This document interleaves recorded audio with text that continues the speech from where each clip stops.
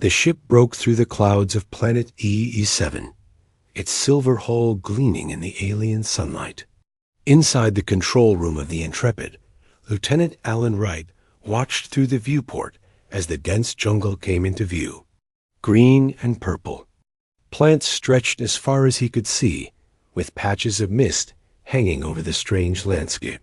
"Prepare for landing," Captain Susan Miller said, her voice calm despite the excitement buzzing through the crew. This was the 5th planet they had visited in the Epsilon Eridani system, but the first one that could support life. Alan checked his medical kit one more time. As the ship's medic, he needed to be ready for anything. Strange plants could mean strange poisons. Unknown animals could mean unknown bites and stings. "Lieutenant Wright, are you prepared for the expedition?" Alan turned to see Nera Keyleth standing behind him. The tall reptilian alien had scales that shimmered between blue and green, depending on the light. Her yellow eyes watched him with what he had learned was typical Vexari coldness. "Yes, Ambassador," Alan said with a polite nod. "My medical supplies are ready." "Good. The Vexari High Command expects this mission to succeed. It is the first joint human-Vexari exploration after all." Naira's voice held no emotion, which no longer surprised Alan. In the 3 months she had been aboard the Intrepid, he had never seen her smile or show any sign of warmth. The landing was smooth, and soon the expedition team gathered near the ship's exit ramp. Captain Miller gave her final instructions. "Remember, we're here to collect samples and establish if this planet is suitable for a research base. No unnecessary risks. Stay together and be back before the storm system moves." She pointed to Dr. Nancy Powell, the ship's xenobiologist. "Doctor, you're in charge of sample collection." Nancy nodded eagerly, her gray eyes bright with excitement. "I've been waiting for a planet like this for years." The team of 5 stepped onto the alien soil. Alan, Naira, Nancy, and 2 security officers named Ben Garcia and Lavra Jenkins. The air was thick and warm, smelling of strange plants and wet earth. Alan felt sweat form on his forehead almost immediately. "The gravity is slightly less than Earth standard," Nancy said, bouncing slightly on her toes. "That should make carrying samples back easier." They moved into the jungle, with Ben taking the lead and Lara bringing up the rear. The plants grew thicker as they walked, some with leaves wider than Alan's body. Colorful insects buzzed around. Them and strange calls echoed through the trees. Nancy stopped often to collect samples, carefully placing leaves, soil, and small creatures into sealed containers. "Amazing," she kept saying. "The biodiversity here is incredible."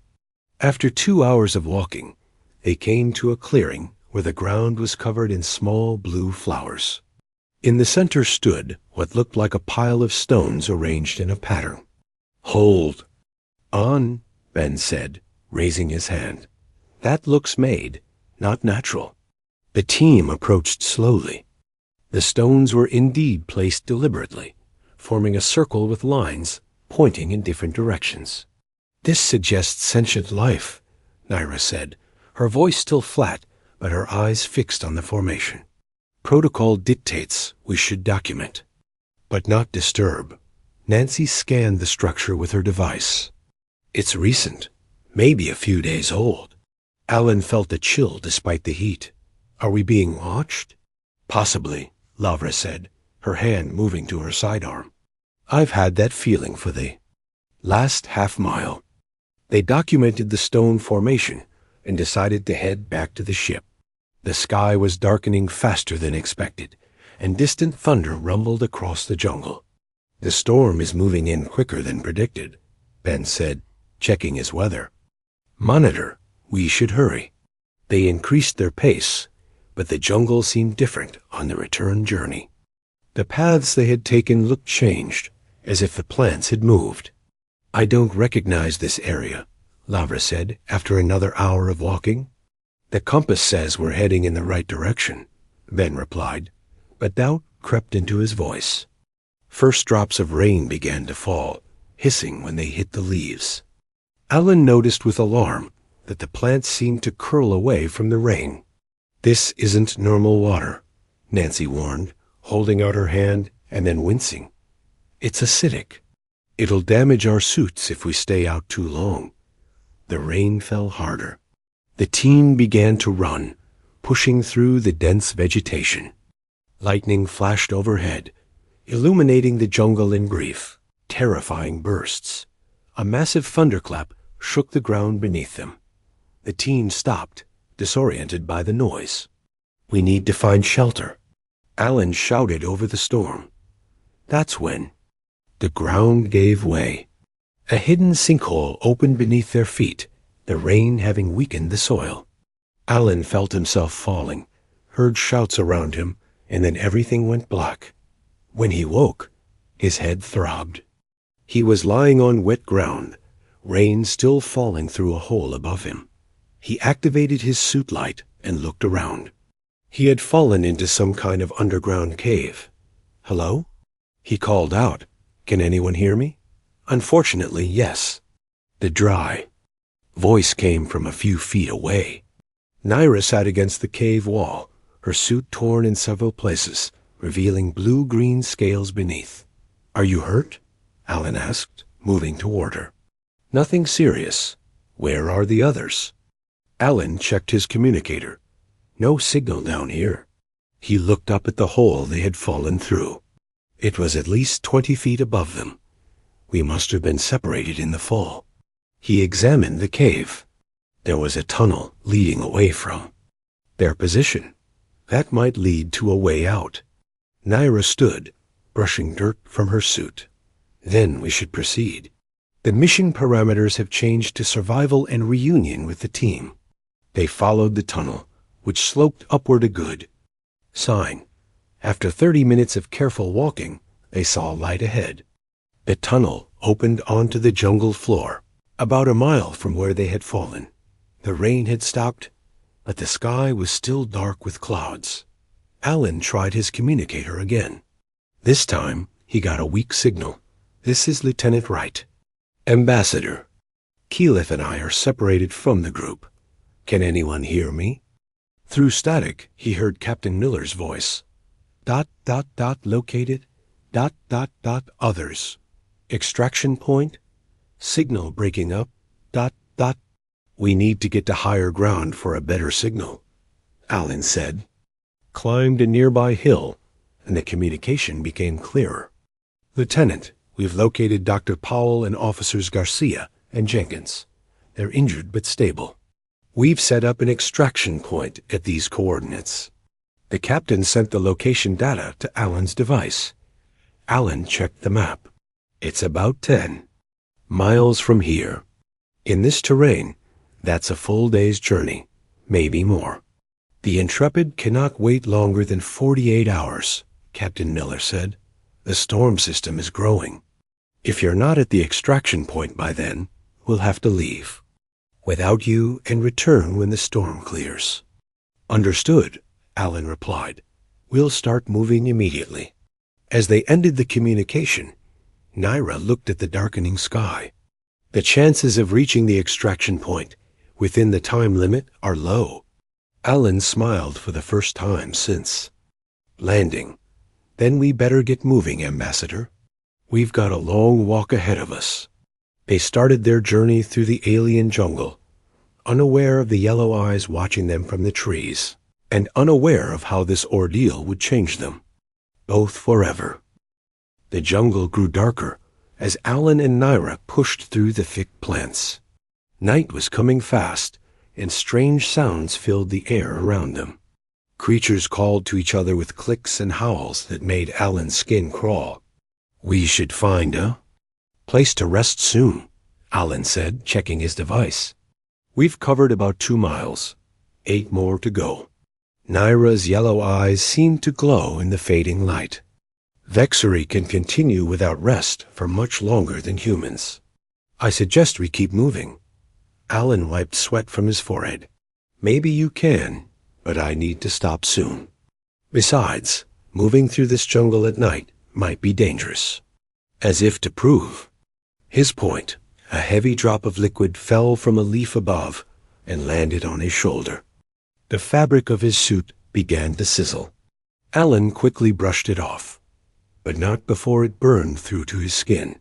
More acid rain starting, he said, wincing at the pain. We definitely need shelter. Naira looked at his shoulder with cold interest. Your suit is compromised. This is not optimal. Thanks for your concern. Alan muttered. They found a large tree with thick, overlapping leaves that formed a natural umbrella. The ground beneath was mostly dry. Alan checked the area for dangerous plants or animals before sitting down with his back against the trunk. He took out his medical kit and treated the burn on his shoulder. The pain eased as the medicine went to work. Your species is quite fragile, Naira observed, standing at the edge of their shelter and looking out at the rain. We manage, Alan said. Your scales probably give you better protection than our skin. Yes, Vexry evolved on a planet with high radiation and acidic waters. Our bodies adapted. She turned to look at him. But even we have limits. For a moment, Alan thought he heard something like worry in her voice, but when she spoke again, it was in her usual flat tone. I will take first watch. You should rest if you require it. Alan was too tired to argue. He set an alarm for 4 hours, then closed his eyes. The strange sounds of the alien jungle soon faded as he fell asleep. He woke to Naira shaking his shoulder. Lieutenant, wake up. Alan blinked in the dim light. It was still dark, but the rain had stopped. What is it? Is it time to move? Listen. Naira whispered. Alan held his breath. At first, he heard nothing. Then he caught a soft clicking sound coming closer. Then another, from a different direction. We're being surrounded, Naira said. Alan slowly reached for his sidearm. Predators? Most likely. I caught glimpses of them earlier. 6 legs. Fast. They stood back to back as the clicking grew louder. Alan saw movement in the undergrowth something. Low to the ground and quick. On my count, Naira said, we run for that ridge. She pointed to a rocky hill about 50 yards away. 3, 2, 1 now. They burst from their shelter and sprinted for the ridge. Behind them, the clicking turned to high-pitched screeches. Alan glanced back and saw them creatures like a mix between wolves and spiders, with 6 powerful legs and multiple eyes gleaming in the darkness. Keep running. Naira shouted. They reached the base of the ridge and started climbing. The rocky surface was slippery with moss, making it hard to find good handholds. The creatures followed, their clawed feet finding purchase on the rocks more easily than human boots. Alan felt hot breath on his leg and kicked out, connecting with something solid. A creature fell back with a yelp, but another took its place. Naira reached a narrow ledge and turned to help Alan up. They pressed their backs against the cliff face as the creature circled below, unable to climb the sheer wall to the ledge. That was close, Alan said, breathing hard. Too close, Naira agreed. These predators hunt in packs. They will likely wait for us. They stayed on the ledge until morning light began to filter through the jungle canopy. The creatures eventually lost interest and wandered away. We should continue, Naira said, studying their surroundings. The ridge seems to lead in the right direction. They followed the narrow path along the ridge.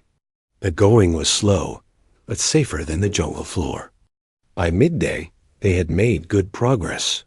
The extraction point is about 5 miles away now, Alan said, checking his device. If we keep this pace, we might make it by tomorrow morning. A ridge began to slope downward, leading to a wide ravine. A fallen tree created a natural bridge across the gap. I'll go first, Naira said. My balance is superior. She stepped onto the log and walked across with perfect balance. Alan followed more carefully, testing each step. He was halfway across when he heard a crack. The log shifted beneath his feet. "It's breaking," he called out. Naira turned back, but it was too late. The rotten wood gave way, and Alan fell. He managed to grab a root sticking out from the ravine wall, stopping his fall. "Lieutenant!" Naira called from above. "I'm okay," Alan shouted back. The log fell, but I caught myself. He looked down. The bottom of the ravine was about 30 feet below, filled with sharp rocks and thorny plants. "Can you climb up?" Naira asked. Alan tested his handhold. The root seemed strong enough. "I think so. Just give me a minute." He found a foothold and started to pull himself up. Slowly, he made progress up the ravine wall. Naira lay flat on her stomach at the edge, reaching down to help him. Their fingers were almost touching when the soil at the ravine edge crumbled. Naira slid forward with a chaw. Startled hiss. Alan tried to catch her, but her weight pulled them both down. They tumbled down the ravine wall, bouncing off rocks and roots. They hit the bottom hard. Alan felt pain shoot through his arm, but nothing seemed broken. He sat up, dazed. "Ambassador? Are you all right?" A pained sound came from a few feet away. Naira lay on the ground, her leg bent at an unnatural angle. Her suit was torn open in several places, blue blood seeping from cuts. Alan rushed to her side. "Don't move. Your leg is broken." Naira's breathing was fast and shallow. "You should continue to the extraction point." "What? I'm not leaving you here." "It is the logical choice." Her voice was strained but firm. "Vexery protocol is clear. The injured are left behind if they slow the mission." Alan stared at her in disbelief. "That's your protocol? To abandon wounded comrades? It ensures survival of the group. One life is not worth risking many." She looked at him with those cold yellow eyes. "You must go. The ship will not wait." Alan shook his head. "That's not how humans do things, Ambassador." He opened his medical kit. "We don't leave people behind." "Not ever." Naira watched with confusion as Alan examined her leg. "Your behavior is not logical." "Maybe not by your standards," Alan said as he prepared to set her broken leg. "But it's the right thing to do." As the alien sun moved across the sky, Alan worked to save a life that by her own people's rules should have been abandoned in the dirt. Naira watched with confusion as Alan gathered long, straight branches from the bottom of the ravine. The pain in her leg was intense, but she controlled her expression. Vexery did not show weakness. "What are you doing?" she asked. Alan returned. "With an armful of branches, making a splint for your leg. Then I'm going to build something to carry you." "This is unnecessary." "The logical course." "I know what you think is logical." Alan cut her off. "But I'm not leaving you. So you can either help me figure out how to get us both to the extraction point, or you can keep telling me to go. Either way, I'm staying." Naira fell silent. She had never met a species that behaved this way. On her world, the group survived by leaving behind those who could not keep up. It was natural. It was efficient. This human behavior made no sense. Alan carefully splinted her broken leg, wrapping it with bandages from his medical kit. His hands were gentle but sure. Naira noticed he was bleeding from several cuts on his arms and face, yet he treated her injuries first. "Why?" she finally asked. Alan looked up. "Why what? Why risk yourself for me? We are not even the same species." He shrugged. "That doesn't matter. Where I come from, we believe every life has value. We don't measure worth by usefulness. That is inefficient. Maybe, but it's human." He finished with the splint and sat back. "How does that feel?" Naira moved. Slightly. The pain was still there, but the leg was secure. It is. Adequate. High praise, Alan said with a small smile. He stood and looked around the ravine. Now I need to make a travois. A what? A kind of sled. I can pull you on it instead of you walking. For the next hour, Alan worked on building a frame from branches, using vines to lash them together. He tested it for strength, then padded it with large leaves. It's not pretty, but it should work, he said, helping Naira onto the travois. Comfortable? Naira shifted her position. It will serve. Alan fashioned a harness from more vines and slipped it over his shoulders. He began to pull Naira along the floor of the ravine, looking for a way out. The going was slow. The ravine floor was rocky and uneven. Alan had to navigate carefully to avoid jarring Naira's injured leg. Sweat soaked his uniform, and his breathing grew labored. You should rest, Naira said after they had traveled for 2 hours. Your energy is depleting. Alan stopped, leaning against a rock. Just need a minute. He took a drink from his water container and offered it to Nyra. She took a small sip. We have covered less than a mile. At this rate, we will not reach the extraction point in time. We'll make it, Alan insisted. The ravine seems to be heading in the right direction. If we follow it, we might find an easier way up. As they rested, Naira studied the human. His determination was puzzling. In Vexery culture, such behavior would be seen as wasteful, even dangerous. Yet she could not deny a certain interest in his methods. On my world, she said, children who show signs of weakness are separated from the stronger ones. They are given different training, different roles. Is it the same for humans? Alan shook his head. No, we believe everyone deserves a chance.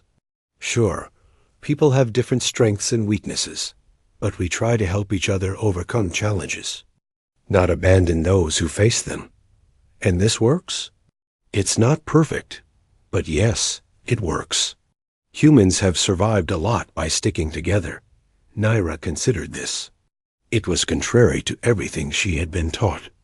Yet humans had spread across many star systems, adapting and thriving. Perhaps there was something to their method. They continued along the ravine. The walls grew less steep in places, but were still too difficult to climb with Naira's injury. The light began to fade as evening approached. We should find shelter for the night, Alan said. Those predators might come back. They found a shallow cave in the ravine wall. Alan gathered more branches to create a barrier across the entrance. Inside, he used his light to check for animals before helping Naira settle. I'll take first watch, he said. You need rest to heal. Naira did not argue. Her energy was low, and the pain in her leg had grown worse throughout the day. She closed her eyes, but sleep did not come easily. In the dim light, she watched Alan sitting at the cave entrance, weapon ready. He looked tired, yet alert, willing to fight if needed. For her, it was a strange feeling, knowing someone would risk themselves this way. Lieutenant, she said softly. Alan turned. Yes, I have been thinking about what you said, about not leaving people behind. And it is very different from Vexery teaching. We believe the strong survive by removing the weak. Alan nodded. Many Earth species evolved that way too. But humans found strength in cooperation, in caring for each other. Does this not make you vulnerable? Sometimes. But it also makes us stronger in ways that are hard to measure. Naira was silent for a moment. I would like to understand this better. Alan smiled. Get some rest, Ambassador. We can talk more tomorrow. Naira closed her eyes again. This time, sleep came more easily. She woke to a strange sound. Opening her eyes, she saw dawnlight filtering into the cave. Alan was still at his post, but he was not alone. A small figure crouched just outside their barrier. It was about half the height of a human, with gray-green skin and large eyes. It made soft clicking sounds as it examined their shelter. "Lieutenant," Naira whispered, "we have a visitor." Alan nodded without turning. "I've been watching it for about an hour. I think it's one of the natives we were supposed to avoid." The creature tilted its head, studying them with obvious curiosity. It held a simple spear, but made no threatening moves. "What should we do?" Naira asked. "For now, nothing. It hasn't tried to attack. Maybe it's just curious." The creature suddenly darted away as more clicking sounds came from outside. Alan tensed, ready for trouble. Several more natives appeared, keeping their distance, but watching the strangers in their cave. They carried spears and wore simple clothing made from plant fibers. "I count 6 of them," Alan said quietly. "They could have attacked while we slept if they wanted to." "Perhaps they are assessing whether we are a threat," Naira suggested. One of the natives stepped forward. It was slightly taller than the others, with markings on its chest that might indicate leadership. It pointed at Naira's injured leg, then made gestures toward the jungle. "I think it wants to help," Alan said with surprise. The native repeated the gestures, then placed something on the ground before backing away. It was a bundle of leaves tied with vine. Once the natives had retreated to a safe distance, Alan carefully retrieved the bundle. Inside were plants with thick, juicy stems. "This looks like medicine," he said, examining the plants. "But I can't be sure if it's safe for either of us." Naira looked toward the watching natives. "They have survived on this planet. They would know its dangers and remedies." "True, but our biology is different from theirs. It could be poison to us." As they debated, the leading native made more gestures, mimicking breaking a leg and applying the plant to it. "I think they've been watching us," Alan said. "They know." "You're hurt." Naira studied the natives with new interest.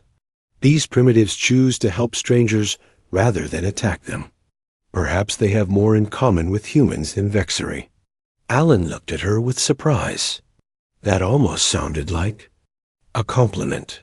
For the first time since he had known her, Naira's expression changed slightly. It might have been the beginning of a smile. The morning light grew stronger as Alan studied the plants the natives had left. His scanner showed no obvious toxins, but that didn't mean they were safe. "I think we should try it," Naira said, surprising Alan.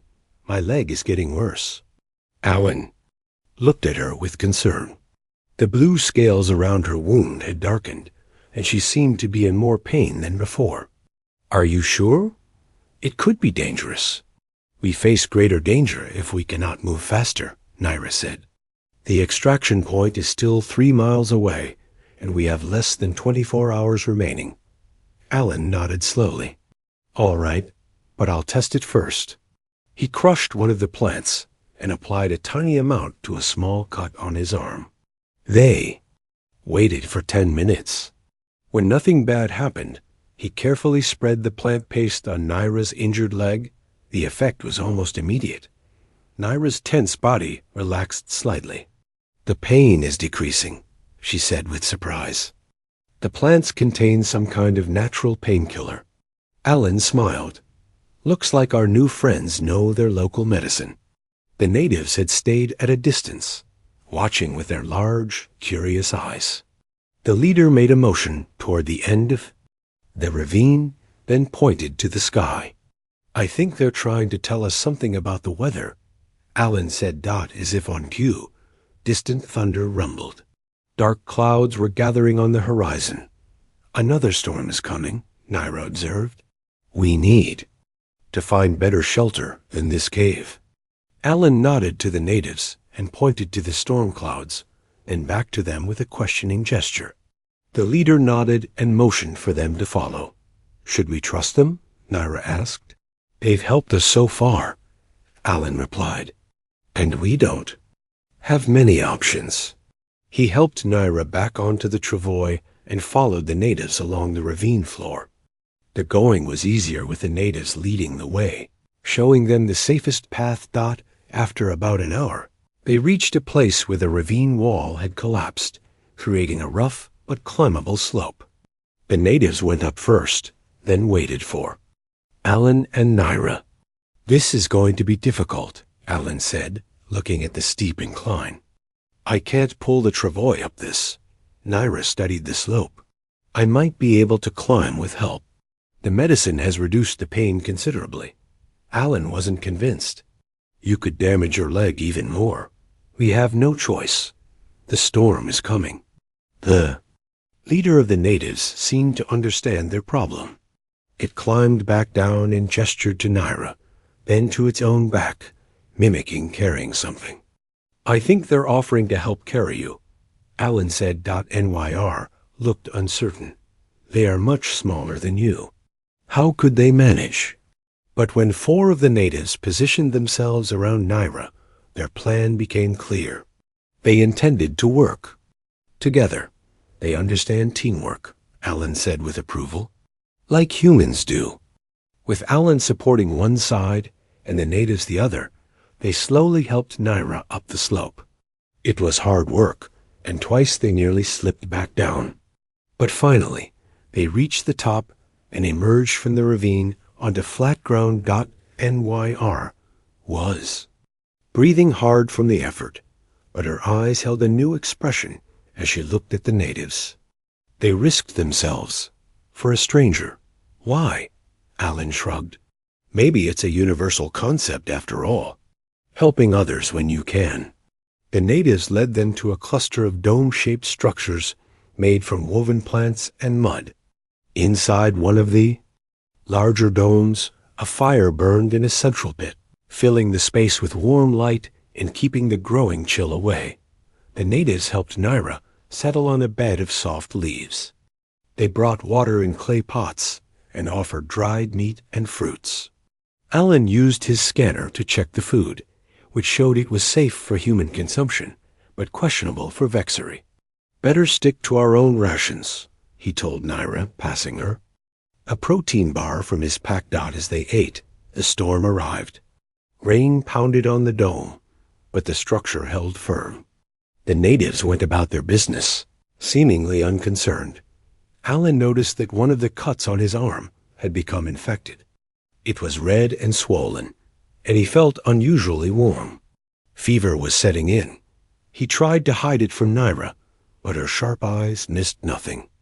"You are ill," she stated. "Just a small infection." "I'll be fine. Show me." Her tone made it clear she would not accept refusal. Alan reluctantly showed her his arm. The infection was worse than he'd admitted. "You need medical attention," Naira said. "Yet you've used most of your supplies on me." "I've still got antibiotics," Alan said, digging in his pack. But when he found the medication, his hands were shaking too much to open it. Naira took the packet from him. "Rest now. I will help you." Alan was too tired to argue. He lay down, feeling the fever growing stronger. Through blurry vision, he watched as Naira spoke to the natives, using gestures to communicate. The leader brought more of the medicinal plants. Under Naira's direction, they prepared a paste similar to what they had used on her leg. She carefully applied it to Alan's infected arm, then gave him the antibiotics with water. "Why are you helping me?" Alan asked, his voice weak. "Wouldn't it be more efficient to leave me behind now?" Naira was quiet for a moment. "Perhaps I am learning new ways of thinking about efficiency." As night fell and the storm raged outside, Alan's fever grew worse. He drifted in and out of consciousness, sometimes talking in his sleep about Earth and his home there. Naira stayed by his side, checking his temperature and changing the plant dressing on his arm. The natives brought fresh water and helped as they could. During one moment of clarity, Alan looked up at Naira. "You should sleep. Save your strength for tomorrow." "I will not leave you unattended," she replied firmly. "You did not abandon me. I will not abandon you." Alan smiled weakly. "Now you sound almost human." "No," Naira said thoughtfully. "I sound like someone who is learning that survival takes many forms." Through the night, As Alan's fever finally broke, Nera watched the natives. They took turns tending the fire, sharing food, caring for the young and old among them. Their society was simple but functional. They had survived on this dangerous planet, not by leaving the weak behind, but by working together. In the early hours of the morning, while Alan slept peacefully and the storm began to fade, Naira made a decision. She took out her emergency beacon, a device that could send a powerful signal to the Intrepid. The natives watched with curiosity as she activated it. The leader tilted its head, seeming to understand the importance of what she was doing. "This will bring our people to us," Naira explained, even though she knew the native couldn't understand her words. "But I will not leave without him. They must take us both, or neither." The leader made a sound that might have been approval. Outside, the first light of dawn began to break through the clouds. They had less than 12 hours until the Intrepid would leave. Naira looked at the sleeping human who had refused to leave her behind. For the first time in her life, she understood why. Some principles might be worth more than pure efficiency. The morning sun broke through the clouds as Alan opened his eyes. His fever had passed, and though he felt weak, his mind was clear again. He looked around the native dwelling and saw Naira sitting nearby, examining a small device in her hands. "You're awake," she said, noticing his movement. "How do you feel?" "Better," Alan replied, surprised by the concern in her voice. "What happened?" "You developed a fever from your infection. The natives helped me treat you through the night."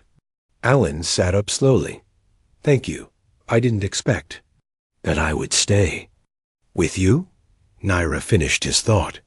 "Neither did I." She showed him the device she was holding. "I activated my emergency beacon 6 hours ago. The Intrepid has responded. They are sending a shuttle to these coordinates." "That's great news," Alan said with relief. "When will they arrive?" "Within 2 hours. But there is a problem." Naira's yellow eyes met his. "Captain Miller reports that the storm has damaged the main engines. The Intrepid can only remain in orbit for 3 more hours before they must leave the system." Alan nodded.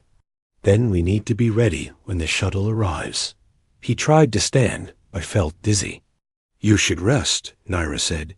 "Your body is still recovering. No time for that. We need to get to the extraction point. The shuttle is coming." "To us." I gave them our location. Alan looked at her with surprise. "You used your emergency beacon? I thought those were only for life-threatening situations." "This was life-threatening," Naira said simply. "For both of us." The natives had been watching them from a respectful distance. Now the leader approached, carrying a walking stick made from a straight branch. It offered the stick to Alan with what seemed like a gesture of goodwill.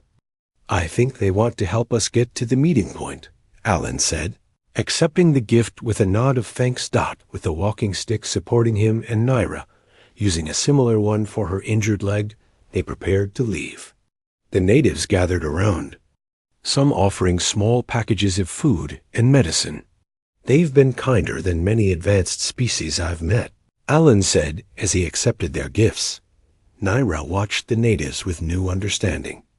They survive by cooperation, not competition, like humans. Alan smiled.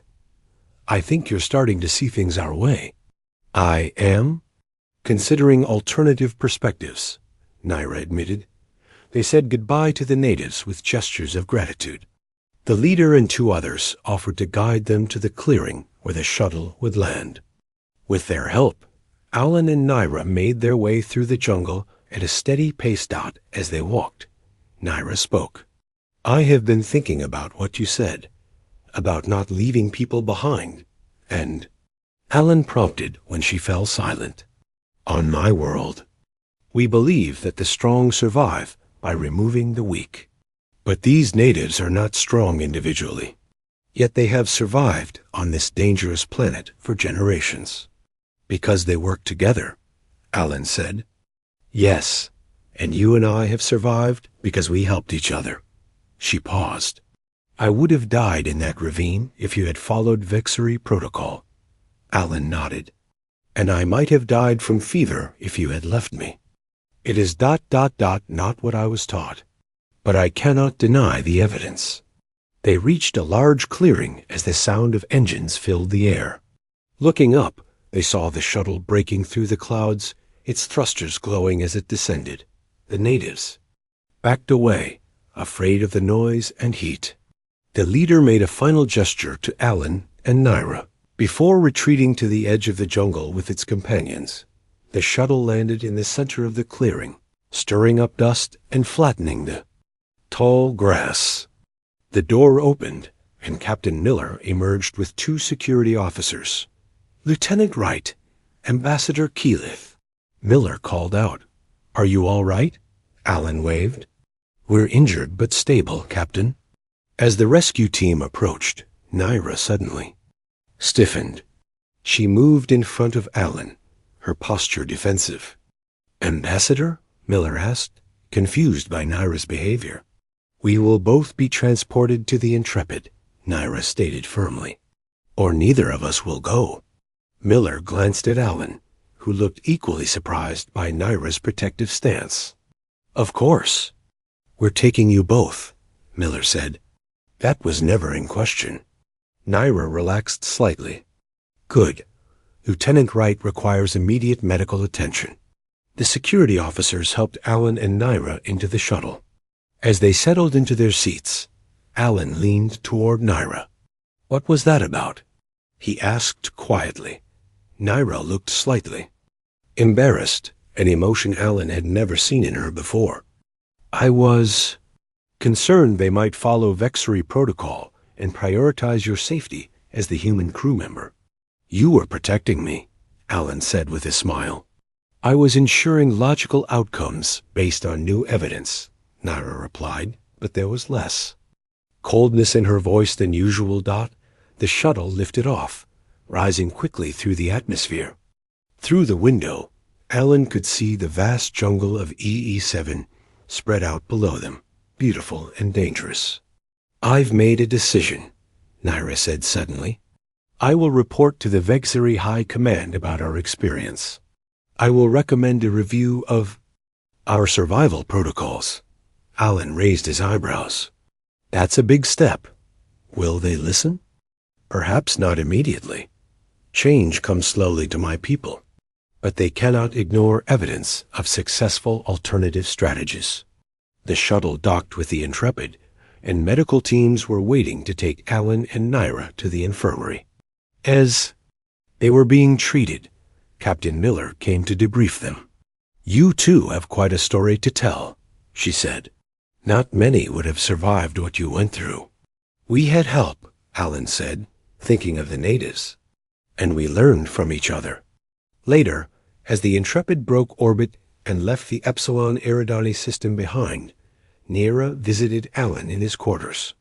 Her leg was properly treated now, and she walked with only a slight limp. "The doctor says you will make a full recovery," she said. "That is ... good news?" "You too," Alan replied. "Though I bet you'll have an interesting scar to explain to your people." "Yes, a visible reminder of what I learned on EE7. Naira paused, seeming to search for the right words. "I have been authorized to continue working with humans on future missions. If you are agreeable, I would request that you be assigned as my primary contact." Alan smiled. "I'd like that, Ambassador." "I believe I still have much to learn about human ways," Naira said. "And perhaps humans can learn something from Vexery as well." "That's what exploration is all about," Alan agreed. "Finding new perspectives."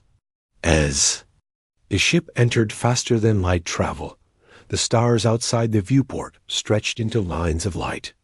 Naira watched them with newfound wonder. "You humans have a saying," she said, "that no one is left behind." "That's right.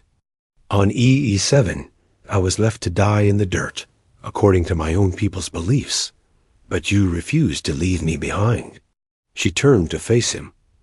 "And now I understand why." "Why is that?" Alan asked. Because true strength is not in abandoning others. To save yourself, it is in saving each other. For the first time, Naira smiled. Perhaps that is the most efficient survival strategy after all.